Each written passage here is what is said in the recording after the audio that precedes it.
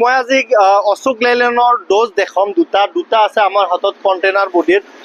দাদা প্ৰথমতে এখন দেখাই দিয়ক। দুইখনে 2020ৰ গাড়ী আৰু দুইখনৰ প্ৰাইচো আমি ইমান বেছি ৰখা নাই। চাওক আপোনালোকে যদি এই গাড়ীখন লয় 4টা চকা আপোনালোকে মোটামুটি নতুন পাই যাব। ভিতৰতো এবাৰ দেখাই দিয়ক, খুব ধুনীয়া কণ্ডিশ্যনত গাড়ী আছে। আৰু গাড়ীখনৰ প্ৰাইচটো বাৰু আপোনালোকক কৈ দিম। মই পিছৰ পিনৰ পৰা লুকছটো এবাৰ দেখাই দিছোঁ। খুব ধুনীয়া কণ্ডিশ্যনত আছে। কণ্টেইনাৰ বডি বহুতেই বিচাৰে, কণ্টেইনাৰ বডি বহুতেই বিচাৰে। যদি আপোনালোকেও বিচাৰি আছে তেতিয়াহ'লে এখন চাব পাৰে। খুব ধুনীয়া কণ্ডিশ্যনত আছে। এইখনো আছে আপোনাৰ 2020ৰ গাড়ী আৰু এইখনো আছে আপোনাৰ আমাৰ মাজত 2020ৰ। যোনখন ল'ব বিচাৰে আপোনালোকে, আমি গাড়ীখনৰ প্ৰাইচ ৰাখিছোঁ 4 লাখ টকা, মানে কি দুইখনত নহয়, এখনত 4 লাখ টকা।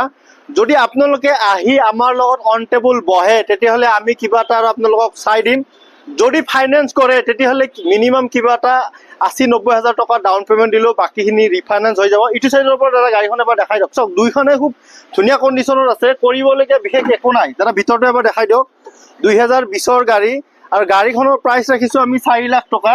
যদি আহে অন টেবুল বহে তেতিয়াহ'লে আমি কিবা এটা আৰু আপোনালোকক চাই দিম। যদি ফাইনেন্স কৰে মিনিমাম 80-90 হাজাৰ টকা ডাউন পে'মেণ্ট দিলেও বাকীখিনি আমি ৰিফাইনেন্স কৰাই দিম। স্ক্ৰীণত আমাৰ নাম্বাৰ দিয়া আছে, আপোনালোকে আমাৰ লগত যোগাযোগ কৰক।